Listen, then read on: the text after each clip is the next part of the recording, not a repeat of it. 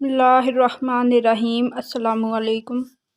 میری وفات کے بعد موسم سرما کی ایک انتہائی ٹھٹرتی شام تھی جب میری وفات ہوئی۔ اس دن صبح سے بارش ہو رہی تھی۔ بیوی صبح ڈاکٹر کے پاس لے کر گئی۔ ڈاکٹر نے دوائیں تبدیل کی مگر میں خلاف معمول خاموش رہا۔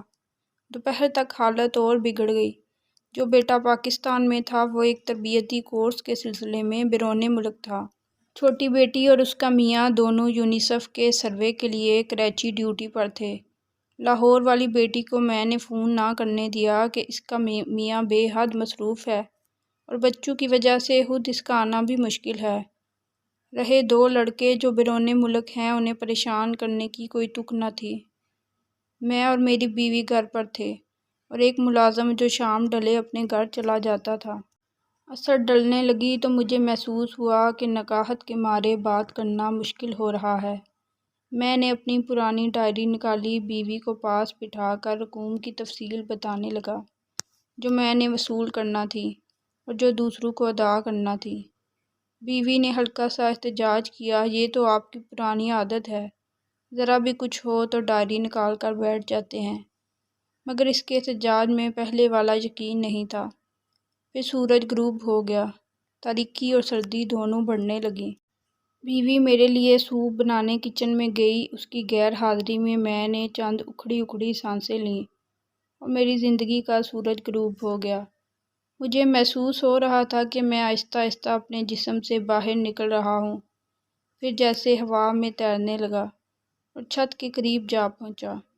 بیوی سوپ لے کر آئی تو میں دیکھ رہا تھا۔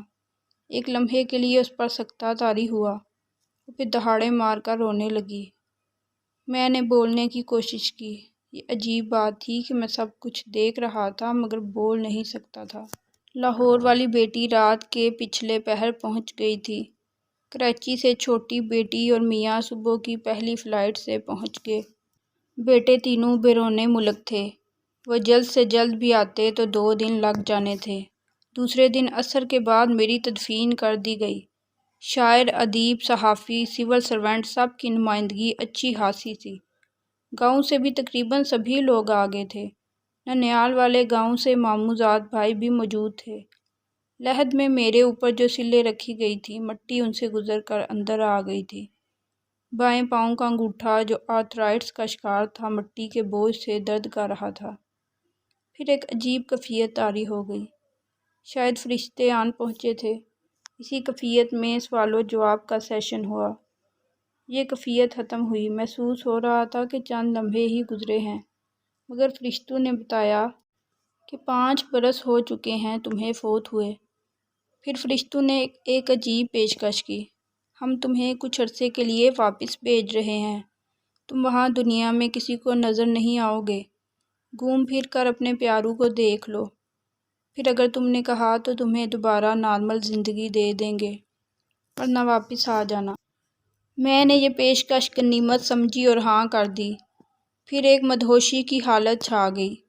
آنکھ کھلی تو میں اپنی گلی میں کھڑا تھا۔ آہستہ آہستہ قدم اٹھاتا اپنے گھر کی جانب چلا۔ راستے میں کرنل صاحب کو دیکھا، گھر سے باہر کھڑے تھے۔ اتنے زیادہ بوڑھے لگ رہے تھے۔ خواجہ صاحب بیگم کے ساتھ واک کرنے نکل رہے تھے۔ اپنے مکان کے گیٹ پر پہنچ کر میں ٹھٹک گیا۔ میرے نام کی تختی غائب تھی۔ پورچ میں گاڑی بھی نہیں کھڑی تھی۔ وفات سے چند ہفتے پہلے تازہ ماڈل کی خریدی تھی۔ دھچکا سا لگا، گاڑی کہاں ہو سکتی ہے؟ بچوں کے پاس تو اپنی اپنی گاڑیاں تھیں، تو پھر میری بیوی جو اب بیوہ تھی، کیا گاڑی کے بغیر تھی؟ دروازہ کھلا تھا۔ میں سب سے پہلے سیڑھیاں چڑھ کر اوپر اپنی لائبریری میں گیا۔ یہ کیا؟ کتابیں تھیں نہ الماریاں۔ رائٹنگ ٹیبل، اس کے ساتھ والی مہنگی کرسی، صوفہ، اعلیٰ مرکزی ملازمت کے دوران جو شیلڈیں اور یادگاریں مجھے ملی تھیں اور الماریوں کے اوپر سجا کر رکھی ہوئی تھیں، بے شمار فوٹو البم، کچھ بھی تو وہاں نہ تھا۔ مجھے فارسی کی قیمتی ایران سے چھپی ہوئی کتابیں یاد آئیں۔ دادا جان کے چھوڑے ہوئے قیمتی قلمی نسخے، گلستان سعدی کا نادر نسخہ جو سونے کے پانی سے لکھا ہوا تھا اور دھوپ میں اور چھاؤں میں الگ الگ رنگ کی لکھائی دکھاتا تھا۔ دادا جان اور والد صاحب کی ذاتی ڈائریاں سب غائب تھیں۔ کمرہ یوں لگتا تھا گودام کے طور پر استعمال ہو رہا ہے۔ سامنے والی پوری دیوار پہ جو تصویر 15,000 روپے سے لگوائی تھی وہ جگہ جگہ سے پھٹ چکی تھی۔ میں یز مردہ ہو کر لائبریری سے باہر نکل آیا۔ بالائی منزل کا یہ وسیع و عریض لاؤنج بائیں بائیں کر رہا تھا۔ یہ کیا؟ اچانک مجھے یاد آیا کہ میں نے چکوال سے رنگین پایوں والی سوت سے بنے ہوئے 4 پلنگ منگوا کر اس لاؤنج میں رکھے تھے۔ شاعر برادری کو یہ بہت پسند آئے تھے۔ وہ غائب تھے۔ نیچے گراؤنڈ فلور پر آیا، بیوی اکیلی کچن میں کچھ کر رہی تھی۔ میں نے اسے دیکھا، 5 برسوں میں اتنی تبدیل ہو گئی تھی۔ میری آنکھوں میں آنسو آ گئے۔ کیسے پوچھوں کہ گھٹنوں کے درد کا کیا حال ہے؟ ایڑیوں میں بھی درد محسوس ہوتا تھا۔ دوائیں باقاعدگی سے میسر آ رہی تھیں یا نہیں؟ میں اس کے لیے باقاعدگی سے پھل لاتا تھا۔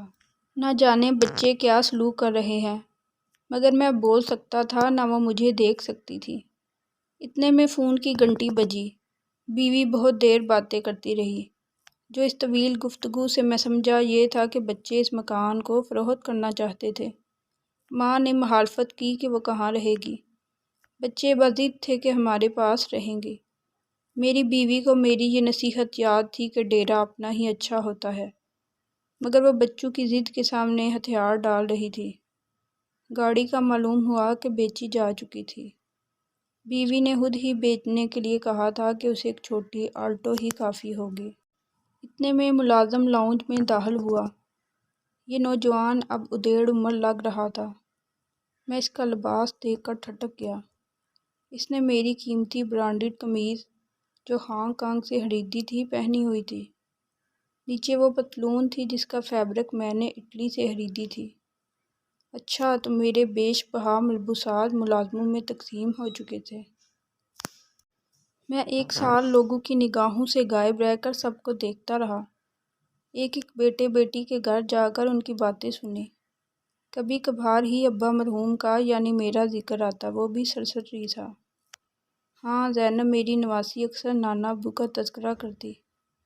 ایک دن ماں سے کہہ رہی تھی، اماں یہ بانس کی میز کرسی نانا ابو لائے تھے نا جب میں چھوٹی سی تھی، اسے پھینکنا نہیں۔ ماں نے جواب میں کہا، جلدی سے کپڑے بدل کر کھانا کھاؤ، پھر مجھے میری سہیلی کے گھر ڈراپ کر دینا۔ میں شاعروں ادیبوں کے اجتماعات و نشستوں میں گیا، کہیں اپنا ذکر نہ سنا۔ وہ جو بات بات میں مجھے جدید غزل کا ٹرینڈ سینٹر کہا کرتے تھے، جیسے بھول ہی تو چکے تھے۔ اب ان ملازموں نے میری کتابیں بھی الماری سے ہٹا دی تھیں۔ ایک چکر میں نے قبرستان کا لگایا۔ میری قبر کا برا حال تھا۔ گھاس اگی تھی، کتبہ پرندوں کی بیٹوں سے ہٹا تھا۔ ساتھ والی قبروں کی حالت بھی زیادہ بہتر نہ تھی۔ 1 سال کے جائزے کے بعد میں اس نتیجے پر پہنچا کہ میری موت سے دنیا کو کوئی فرق نہیں پڑا تھا، ذرا بر بھی نہیں۔ بیوی یاد کر لیتی تھی، تاہم بچے، پوتے، نواسے، پوتیاں سب مجھے بھول چکے تھے۔ ادبی حلقوں کے لیے میں اب تاریخ کا حصہ بن چکا تھا۔ جن بڑے بڑے محکموں اور اداروں کا میں سربراہ رہا تھا، وہاں ناموں والے پرانے بورڈ ہٹ چکے تھے۔ دنیا رواں دواں تھی، کہیں بھی میری ضرورت نہ تھی، گھر میں نہ باہر۔ پھر تہذیبی، معاشرتی اور اقتصادی تبدیلیاں تیزی سے آ رہی تھیں اور آئے جا رہی تھیں۔ ہوائی جہازوں کی رفتار 4 گنا بڑھ چکی تھی۔ دنیا کا سارا نظام سمٹ کر موبائل فون کے اندر آ چکا تھا۔ میں ان جدید ترین موبائلوں کا استعمال ہی نہ جانتا تھا۔ فرض کیجئے میں فرشتوں سے التماس کر کے دوبارہ دنیا میں نارمل زندگی گزارنے آ بھی جاتا تو کہیں بھی ویلکم نہ کہا جاتا۔ بچے پریشان ہو جاتے۔ ان کی زندگیوں کے اپنے منصوبے اور پروگرام تھے جن میں میری گنجائش کہیں نہ تھی۔ ہو سکتا تھا کہ بیوی بھی کہہ دے کہ تم نے واپس آ کر میرے مسائل میں اضافہ کر دیا ہے۔ مکان بک چکا۔ میں تنہا تو کسی بچے کے پاس رہ لیتی، 2 کو اب وہ کہاں سنبھالتے پھریں گے۔ دوست تھوڑے بہت باقی بچے تھے، وہ بھی اب بیمار اور چل چلاؤ کے مراحل طے کر رہے تھے۔ میں واپس آتا تو دنیا میں مکمل طور پر ان فٹ ہوتا، نئے لباس میں پیوند کی طرح، جدید بستی میں پرانے مقبرے کی طرح۔ میں نے فرشتے سے رابطہ کیا اور اپنی آخری خواہش بتا دی۔ میں واپس قبر میں جانا چاہتا ہوں۔ فرشتہ مسکرایا۔ اس کی بات بہت مختصر اور جامع تھی۔ ہر انسان یہی سمجھتا ہے کہ اس کے بعد جو خلا پیدا ہوگا وہ کبھی بھرا نہیں جا سکے گا، مگر وہ یہ نہیں جانتا کہ خلا تو کبھی پیدا ہی نہیں ہوتا۔ ہمارے سبھی کے دماغوں میں بھی یہی سوچ ہے کہ یہ گھر، یہ کاروبار، یہ نوکری، یہ دنیا کی، گھر کی، بچوں کی ضرورتیں اور سارے کام کاج میری وجہ سے ہی جاری ہیں۔ اگر میں نہ رہا تو دنیا کی گردش رک جائے گی۔ مگر صرف ایک پل کو سوچیے، ایسا بالکل بھی نہیں ہے۔ دنیا تو ہمارے سے پہلے جانے والوں کے بغیر بھی چل رہی ہے اور ہمارے جانے کے بعد بھی یوں ہی چلتی رہے گی۔ ایک خیال ہے، سراب ہے، وہم ہے، گمان ہے اور بس کچھ بھی نہیں۔ سلامت اور آباد رہیے۔